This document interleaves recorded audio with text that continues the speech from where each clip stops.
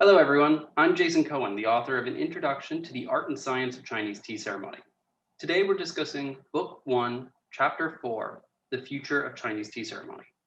Here to talk about this chapter is our editorial team, Patrick Penny and Ryan Ahn. Hey, Pat. Hey, Ryan. Hey, Jason, how's it going? Very good. Happy to have you both here again. My first question today, Ryan, will be to you. What did you think was missing from this chapter? Not so much as missing, but I think there's an interesting element to explore around the counter argument to this point. So, my mind immediately went to, when I was reading this piece, is that you make the position that the set of conditions that made Chinese tea ceremony a living art and a practice are really important to in-person learning, and give other examples of that. But as a counter argument, where my mind went is there's never been an easier time to learn about Chinese tea ceremony. Language is no longer a barrier. You can search things on the internet. And 20, 30 years ago, I don't think I would have had a chance at participating in this living art. Now it's been opened up to the world. So is it correct to summarize your position as this is the best of times and the worst of times to learn about Chinese tea ceremony? Yeah, I mean, there's definitely downsides to learning about tea through the internet. An explosion of content means there's a lot more to weed through. Some time ago, there was an article about the sport of Hailai, a Basque sport played with a hard wooden ball and a large woven net onto your hands. And Hailai has never been less popular than it is today, after spreading through Latin America and particularly to Cuba and Miami. And it has also never been more competitive than it is today. The Miami Hailai or the Hialeah Hailai arenas now have the best players in the world from around the world playing set matches almost every day. And so while the level of competition, the level of skill has increased, consumer preference seems to have indelibly shifted away from it and arguably shifted away from it. Do you find a similar parallel currently happening in the praxis of Chinese tea? I definitely can see some parallels there. I think, right now, Chinese tea ceremony, and I would say from my perspective, where I stand in the Western world of tea practitioners, I've never seen in the past 10 years of practicing a time where tea felt so prevalent or so readily accessible, or like, my news feed is as full of so many different members practicing, tea to some level.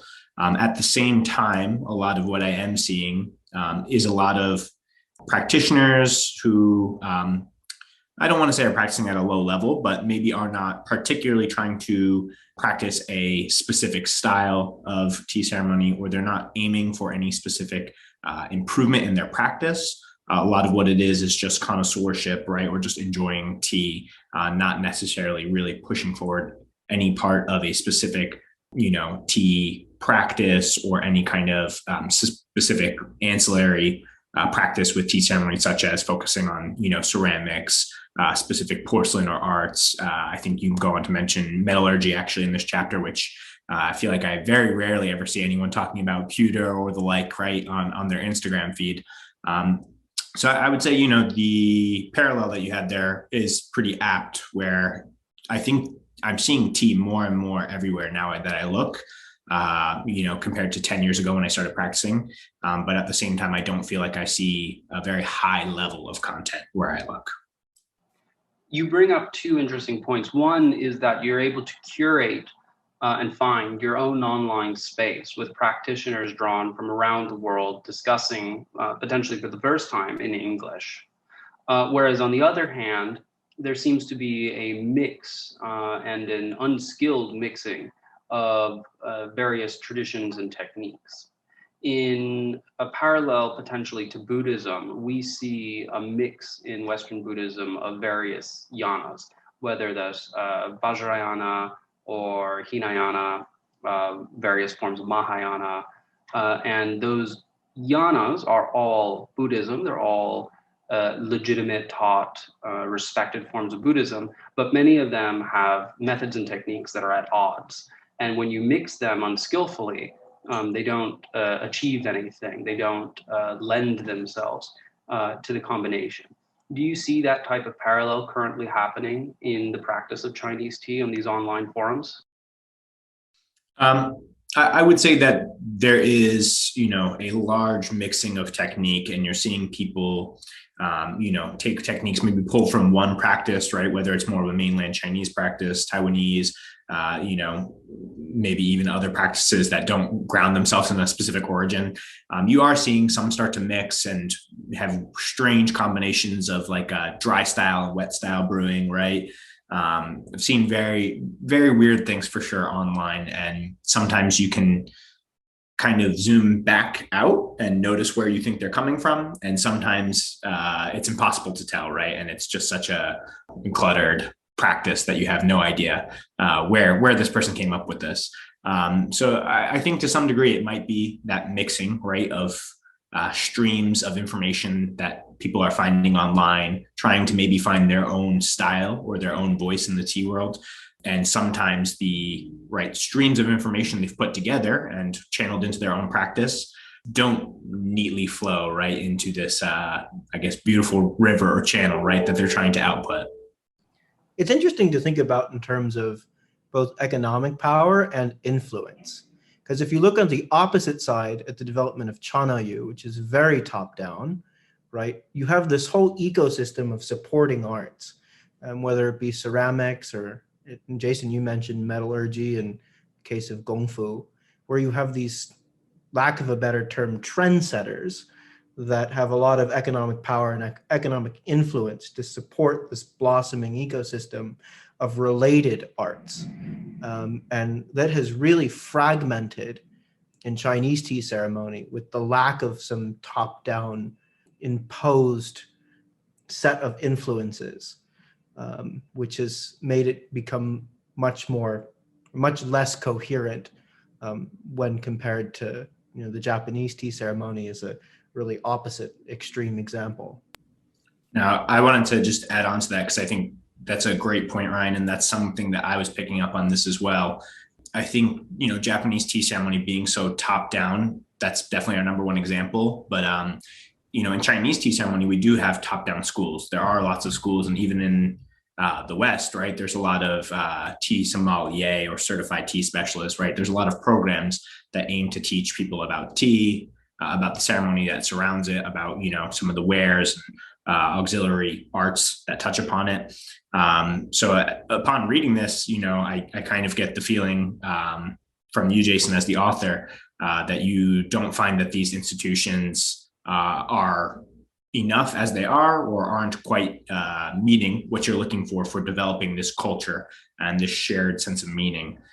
So I was kind of wondering, I think we're saying bottom up, there's definitely a lot of interested practitioners, but top down in the Chinese tea ceremony world, you're not seeing a strong enough institution to progress the praxis. I want to know more about that from you. I think it would be hard to find a top-down scholastic institution that is progressing the praxis that does not have a strong financial motive for the wares that it promotes, the teas that it promotes, the connections that it promotes. Some of the cause of that was the introduction of tea arts in Taiwan during the Taiwan economic boom that respread back to the mainland. That is outside of my area of interest in the literati tradition. Some of that is that any of the more institutional schools are tied to merchants, such as the Tenren school of Chinese tea. So setting those aside, there certainly are teachers, respected, trustable teachers that you can learn from. But none of them run major schools, and almost all of them accept students via word of mouth, or you have to live by or near them. It is not nearly as institutionalized as any of the three Sansenke in Chanayo, where they have teachers spread around the world. And then, for example, Urasanke Chanayo School has Midori Kai, the visiting university, where they will pay for you to spend a year in Kyoto to gain a teacher's license, right? Nothing like that, nothing parallel to that currently exists in Chinese tea. And I am mildly skeptical that something like that could be developed in the near term. I wanted to touch upon one other point too. Ryan had earlier mentioned, the power of the internet as being something that can, connect us more, and it being, the best of times and worst of times, as you said, Jason. When in the article you talk about shared locality, right, being a driver for these cultures to develop. Could the internet not be this shared locality? Do you think that the internet can be where we all come together and develop a shared sense of meaning to progress the praxis? Or do you think that it's not possible for the internet? I'm just wondering, is it possible and we just haven't found the right way to do it yet? I am further skeptical that the internet would be enough of a connective space in order to create the types of relationships, connections, and experiences that are necessary for an idea culture to turn into a microculture, to turn into a predominant culture. If we look at parallels alongside something like the Viennese coffee houses, though there were multitudes, there wasn't just one. They were open for long hours during the day. Individuals showed up there unscheduled with no immediate agenda, just to sit and discuss and to debate. And that type of shared space led to a shared cultural understanding, led to an exchange of information, led to a formation of new preferences and political ideals, and it changed entirely the culture of, for example, Vienna in that period. And I think that would be very difficult to replicate in an online forum. We've not seen that work in other traditions, other groups, other institutions, and levels of online discourse have been a common whipping horse for the last decade. But we don't really see great discussions, experiential discussions happening on the internet. Information, as they say, wants to be free. But experience is still required, I believe, a shared locale. Going back one step even earlier, Ryan, you had mentioned that a counter argument to the idea that Gongfu Cha is a dying art. One of the pieces of evidence I use to support that is the related arts. Do you have any counter argument to the idea that tea farming is in decline, or that tea ceramics are in decline, or that tea metallurgy is in decline? Anecdotally, yes. In terms of actual data, not so much. I mean, I am generally aware that both in China and places like Taiwan, there's a labor shortage for skilled tea pickers, and often, forgotten about group that's really important for all of the wonderful tea that we drink, and that tea farming in general is not necessarily attracting the best and brightest in the areas in which it's historically grown, and you have a lot of people leaving for larger cities and more lucrative work. So there's that risk. And then the supporting arts, absolutely, I agree. I have a lot of interest in pewter recently, and it is remarkably difficult just to figure out who is making, like, where can you find a good pewter tea jar? How is it made? Who is making it? Like, all of that is really, maybe it exists in Chinese or in Japanese language, but it's not easy for me to access, and it's not obvious how that's progressed. Ceramics, I think you see some interesting things going on, especially more obscure ceramics that are getting, I don't want to say rediscovered, but introduced to the Western world as for different options. And even in the United States, or some potters in Europe are doing some really innovative things when it comes to moving that forward and making new interesting teaware more accessible. Pat, would you like to take a position on any of those statements? Yeah, I'll directly follow up where Ryan was going.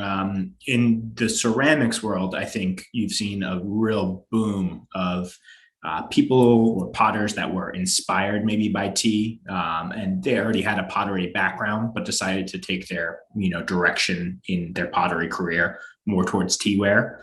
And I think we've been seeing that a lot more over the past decade, half decade in the Western tea world, where people like Michel Francois, Michael Laveau, right, were rarities 10 years ago. And now more and more, I'm in contact with two or three potters who I've met right directly and who are making wares purposely for Gongfu Cha, or at the very least to brew Chinese tea with. So I think the ceramics industry has really had a boom. I would agree 100% with what Ryan said, that tea farming, certainly the labor shortage has made it difficult. That's not to say that the actual production of tea has decreased, because it hasn't. The production of tea in China, India, Taiwan, basically every country except Japan has only increased year over year. If you look basically back about 5 years, I think China rather made 1.8 million metric tons of tea. I think this past year was 2.5 or 2.6 million metric tons of tea. So I do get to see this kind of data just as it relates to my job. And basically every country except Japan year over year increases their output of tea. But that certainly doesn't break down to the level of high quality tea. So tea as a commodity and tea as a beverage, which I believe you go on to write in your this chapter, certainly is more prevalent than I think it's ever been before in my life, short as that may be. But I think high quality tea and arts as it relates to Gongfu Cha, specifically a high level of tea ceremony practice, are all in decline. Well, gentlemen, we're on to our last question. Where in this chapter did an argument fail to convince you, or where do you believe that it will change your own practice? Ryan, we can start with you. Well, I think the sense of shared space is something that I aspire towards. So I don't know if that's something I'll change my practice in the immediate future, but in a post-COVID future, getting together with a group of people drinking tea and just getting that feedback loop, just like the basic utility of learning to be a better brewer, which is all towards progressing my own skill in the praxis, is getting feedback. And Pat? I would say, I'm kind of in the same spot as Ryan. As I had read through this, I think earlier on in this discussion, I already brought up the points where maybe in my mind, I wasn't fully on board with your argument. So, the top down, maybe not existing for Chinese tea ceremony was a space I wasn't so sure about. And then the internet being, a source of shared locality was also something that, as I read this chapter, I thought, well, I think shared spaces can exist online.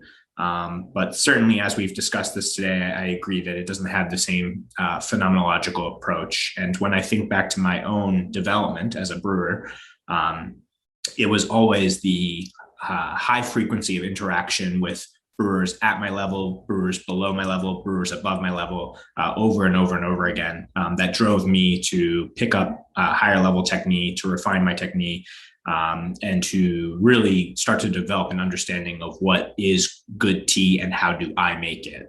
And so, that really drove home. I think the last paragraph, in this chapter really drove home to me how my own experience is shaped by these repeat high frequency interactions, and how actually after, leaving a kind of space that we had developed in the past, right, leaving a space where we had these interactions, really forced me to search for another way to continue increasing the frequency of social interactions around tea, to drive my own progression in the practice. And that's been difficult. So those shared locations really do help shape, right, your practice. Well, everyone, that concludes this edition of Tea Technique Editorial Conversations. Thank you for joining us, and please join us again for the discussion of the next chapter, How Do Other Praxis Progress Their Technique?